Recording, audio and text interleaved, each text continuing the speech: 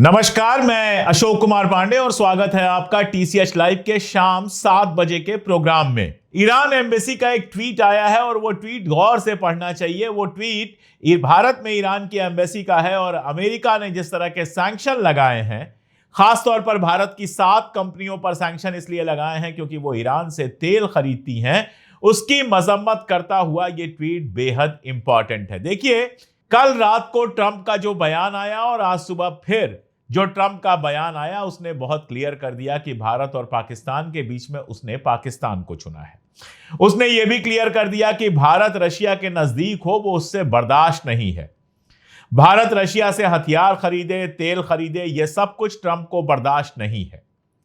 वो चाहता है कि भारत ईरान और रशिया से तेल खरीदना बंद कर दे। दरअसल ईरान, रशिया और चाइना का जो ट्रायंगल बना है और जो ब्रिक्स बना है, जिसमें ब्राजील जैसा देश है जो ट्रंप की बिल्कुल नहीं सुनता है, वो ट्रंप के लिए एक सरदर्द है और ट्रंप उसको तबाह बर्बाद करना चाहता है। अमेरिका की अपनी इकॉनमी तबाह है।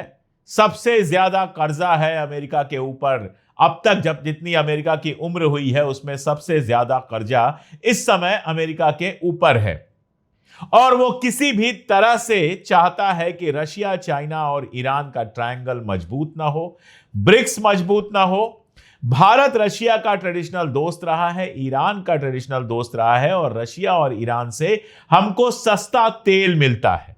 अब चाह ये रहा है ट्रंप की भारत तेल खरीदे अमेरिका से या फिर उन जगहों से जहां से अमेरिका चाहता है। दिक्कत यह है कि हमारे जो प्रधानमंत्री हैं नरेंद्र मोदी, वो इजराइल के मोह में इतना ज्यादा बंधे हुए हैं। इजराइल के हाइफा पोर्ट से अडानी का व्यापार होता है और अमेरिका के अंदर अडानी के ऊपर केसेस चल रहे हैं। वो इतना बंधे हुए हैं कि उनकी हिम्मत नहीं हो रही है पलट के जवाब देने की अमेरिका को। अमेरिका से चिपकने की बहुत कोशिशें करते हैं, बहुत हाथ मिलाते हैं, बहुत गले मिलते हैं, माई फ्रेंड डोनाल्ड ट्रंप करते हैं, जाके कह आते हैं अब की बार ट्रंप सरकार, सब कर लेते हैं, लेकिन अमेरिका उनको कुछ खास समझता नहीं।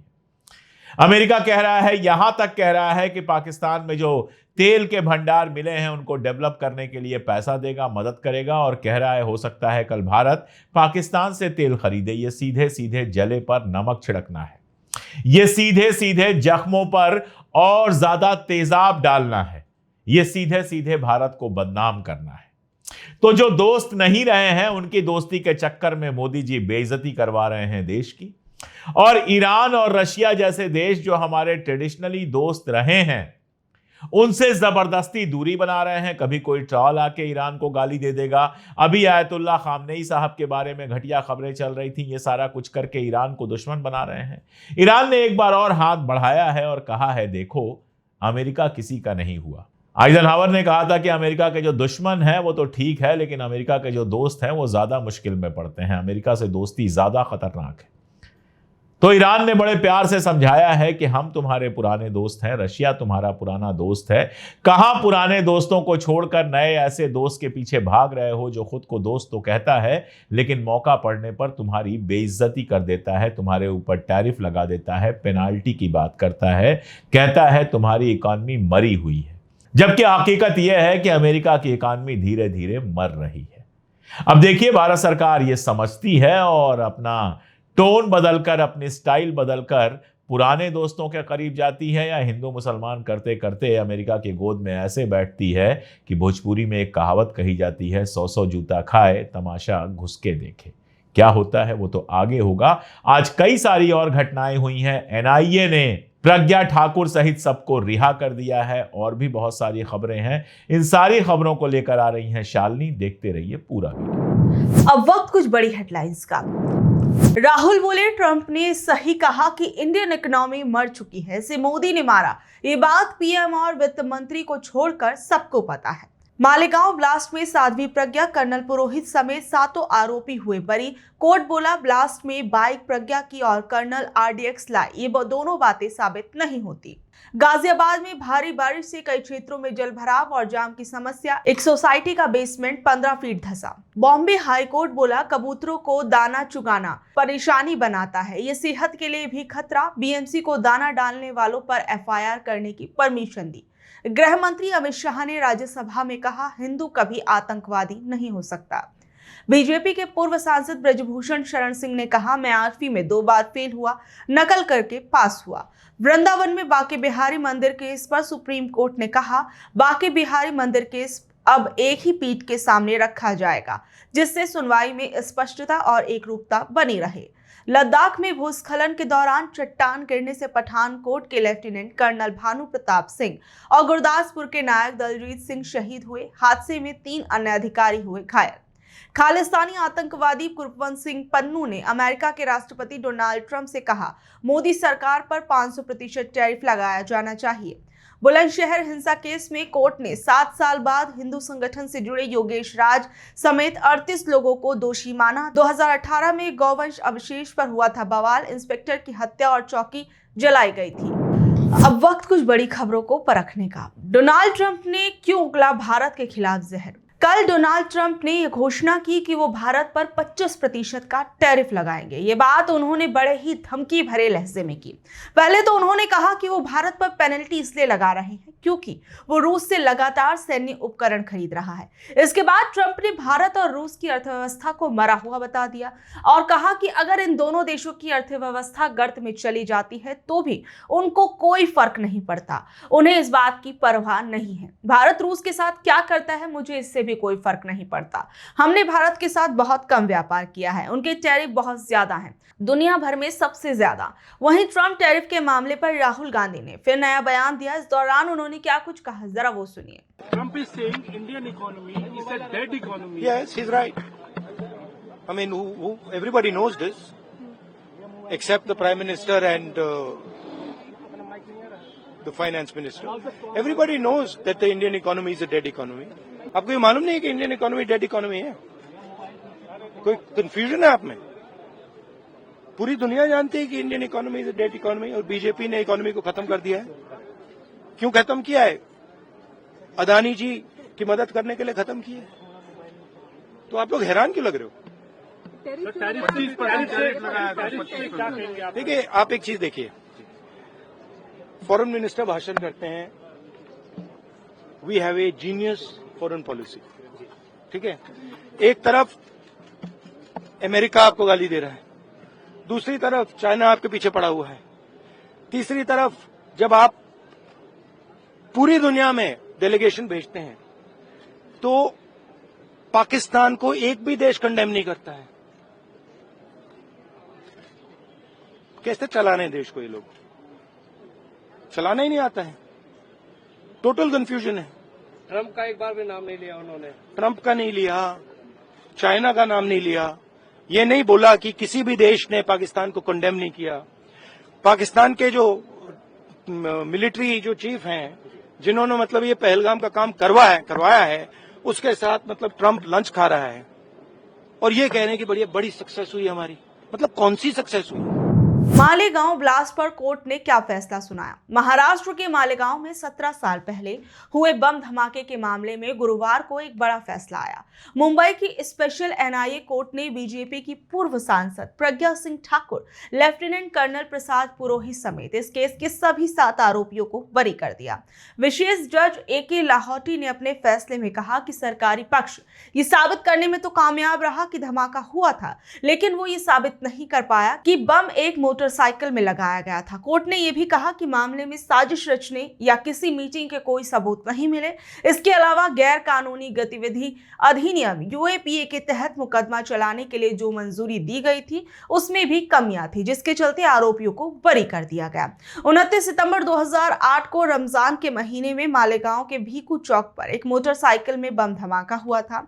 इस धमाके में 6 लोग मारे गए और 101 लोग घायल। मालेगांव नासिक के पास एक मुस्लिम बहुल शहर है, उस समय सांप्रदायिक तनाव में था। उस विस्फोट को देश में हिंदू आतंकवाद से जोड़ा गया था और जांच के दौरान अभिनव भारत नाम के एक संगठन का नाम सामने आया था। महाराष्ट्र आतंकवादी रोधी दस्ते ने अपनी शुरुआती जांच में बताया कि जिस मोटरसाइकिल से धमाका हुआ वो प्रज्ञा सिंह ठाकुर के नाम पर थी। इसके बाद अक्टूबर 2008 में उन्हें गिरफ्तार कर लिया गया। इस मामले पर कांग्रेस नेता इमरान प्रतापगढ़ी ने क्या कुछ कहा, जरा वो सुनिए। सबसे पहली बात तो ये जो शब्द है, धर्म आतंकवाद का नहीं होता, कांग्रेस पार्टी पहले दिन से कह रही है। ये जो शब्द गढ़ा गया, ये शब्द गढ़ा किसने? तत्कालीन गृह सचिव आर.के. सिंह ने। आर.के. सिंह को 10 साल मंत्री और सांसद बना करके भारतीय जनता पार्टी ने अपने साथ बिठा के रखा, एनडीए की गवर्नमेंट में रखा, मोदी जी की कैबिनेट का हिस्सा रखा। तो क्या ये उस शब्द को गढ़ने का रिवार्ड था भारतीय जनता पार्टी द्वारा? पहली बात। दूसरी महत्वपूर्ण बात यह है कि ये फैसला है, न्याय नहीं है। इतने लोग मारे गए, ब्लास्ट हुआ, निर्दोष लोग मारे गए, और जिन्होंने पकड़ा महाराष्ट्र एटीएस के वो जांबाज, वो खुद इस देश के लिए अपनी जान कुर्बान कर गए मुंबई अटैक के दौरान। ऐसे में भारतीय जनता पार्टी द्वारा उठाया गया एक भी सवाल उनकी शहादत पर प्रश्न चिन्ह है। लोग मारे गए हैं और भाजपा तो पहले दिन से उन्हें आरोपी नहीं मान रही थी, इसीलिए माननीय बना करके उस आतंकी, इतने जघन्य आरोपी को वो पार्लियामेंट ले आए थे, और जब काम निकल गया तो उनसे पीछा छुड़ा लिया। तो ये भाजपा का चाल चरित्र और चेहरा यही है। एजेंसियों पे सवाल खड़ा करो, एजेंसियों को पीछे छोड़ के फिर पार्टी पे सवाल खड़ा करो। ये भाजपा की राजनीति है जो शर्मनाक है। तो क्या सरकार क्या इस मूड में है कि वो आगे नहीं जाएगी? क्या सरकार ये मानती है कि ब्लास्ट हुआ ही नहीं? क्या सरकार ये मानती है कि कोई आरोपी ही नहीं है? क्या सरकार का ये पक्ष है? क्या एनआईए का आज तक जो राजनीतिक दुरुपयोग होता रहा है, उसके बाद एनआईए का जो चरित्र है देश के सामने और जो विश्वास है उस पर, वो तभी बहाल होगा जब एनआईए इसमें आगे बढ़कर के देश को ये बताए कि नहीं, इतनी बड़ी घटना घटी, दर्जनों लोग मारे गए, उसका गुनहगार कौन है। वहीं इस पूरे मामले को लेकर अखिलेश यादव का भी बयान सामने आया। उन्होंने क्या कुछ कहा, जरा वो सुनिए। मैंने रिपोर्ट नहीं पढ़ी, मैंने न्यूज़ फॉलो नहीं किया है। जो दोषी हों उनको सज़ा मिलनी चाहिए। आम जनभावना यही है देश की कि जो आरोपी हैं, जो जिन्होंने इतनी बड़ी घटना की है, उनको सज़ा मिलनी चाहिए। रिपोर्ट मेरी जानकारी में नहीं है, मैं डिटेल में रिपोर्ट नहीं पढ़ी है मैंने। लेकिन उससे भी महत्वपूर्ण सोचिए अमेरिका में क्या हुआ। कहीं ऐसा तो नहीं न्यूज़ को दबाने के लिए नई न्यूज़, ये नया ज़माना है जहाँ टैरिफ पे, ये टैरिफ बड़ा सवाल है कि भारत की हमारी अर्थव्यवस्था, जहाँ पिछले 11 सालों से ना जाने कितने संशोधन हुए हैं, नया जीएसटी कानून आया, नोटबंदी कर कर के पैसा जमा बहुत हुआ, उसके बाद क्या अर्थव्यवस्था बनेगी हमारी, किसको लाभ पहुंचेगा, किसका नुकसान होगा। और जैसा मैंने पहले कहा, फिर मैं कहता हूं, भारत की अर्थव्यवस्था जो हमारा पड़ोसी देश है वो बर्बाद कर देगा। सरकार को जहां अमेरिका से वहीं चीन से भी बड़ा खतरा है, ज़मीन तो छीन ही रहा है, वो हमारा व्यापार भी छीन रहा है, उससे सावधान रहना चाहिए। सर, पीडीएस स्कूल के बारे में एक और अखिलेश पढ़ा रहे हैं सर, क्या तो क्या खराब पढ़ा रहे हैं? अगर नाम हमारा बदल दो, या फिर नाम तो नहीं बदला जा सकता। तो ए फॉर एप्पल पढ़ा? नहीं, ए फॉर एप्पल क्या, आज से आम भी पढ़ा। वहीं मालेगांव विस्फोट के पीड़ितों के परिवारों को 2 लाख रुपए और घायलों को 50,000 रुपए का मुआवजा देने की बात कोर्ट की तरफ से कही गई। बिहार में डॉग बाबू और ट्रैक्टर के बाद कौन सा नया प्रमाण पत्र आया? बिहार में फर्जी नाम और कुत्तों की फोटो वाले निवास प्रमाण पत्र का मामला थमने का नाम नहीं ले रहा। पटना के बाद अब नवादा जिले में डॉगेश बाबू के नाम से निवास प्रमाण पत्र के लिए आवेदन किया गया, जिसमें कुत्तों की फोटो लगी थी और माता पिता का नाम डॉगेश के पापा और डॉगेश की मम्मी लिखा गया। हाल ही में नवादा जिले के सिरदला के राजौली प्रखंड से 29 जुलाई को डॉगेश बाबू के नाम के एक ऑनलाइन निवास प्रमाण पत्र का आवेदन किया गया।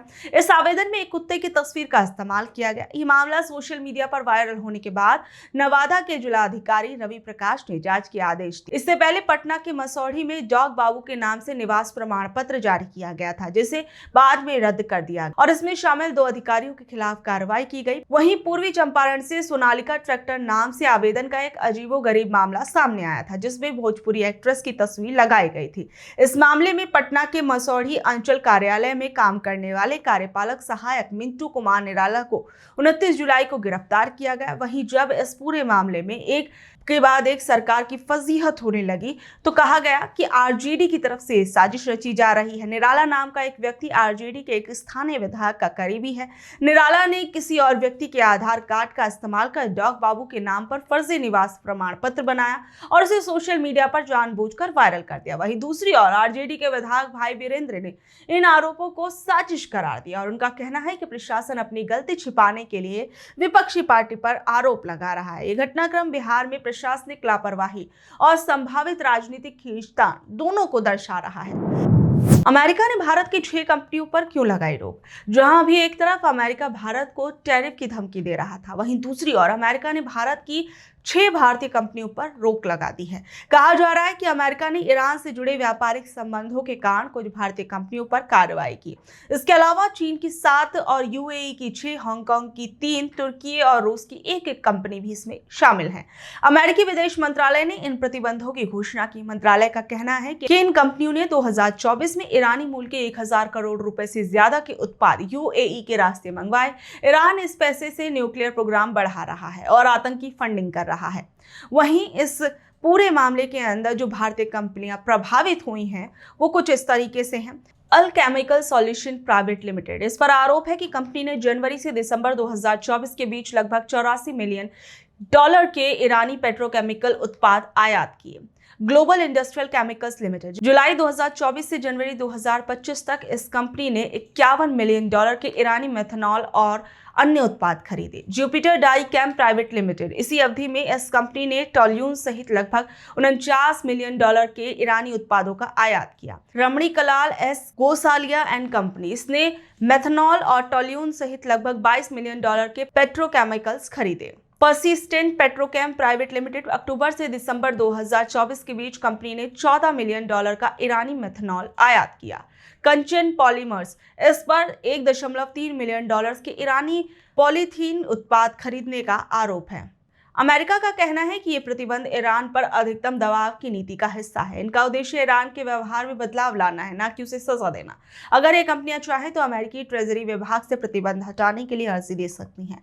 लेकिन गौर करने वाली बात यह है कि जहां एक तरफ कल ही ट्रंप ने भारत के ऊपर 25% का टैरिफ लगाया, वहीं दूसरी ओर ट्रंप बार बार ये भी कहते हुए नजर आ रहे हैं कि भारत और पाकिस्तान का युद्ध उन्होंने रुकवाया। और इन सब चीजों के बीच में इस पूरे मामले पर संसद में एक तरफ विवाद चल ही रहा था और इस बीच भारत की इन कंपनियों को अमेरिका की तरफ से बैन कर दिया गया। तो ये थी खबरें आज की। कल शाम 7 बजे फिर हाजिर होंगे अगली खबरों के साथ। अगर आपको आज की खबर अच्छी लगी, जानकारी भरी लगी तो इसे अपने दोस्तों, रिश्तेदारों से शेयर कर लें। कल तक के लिए नमस्कार, शब्बा खैर, गुड नाइट।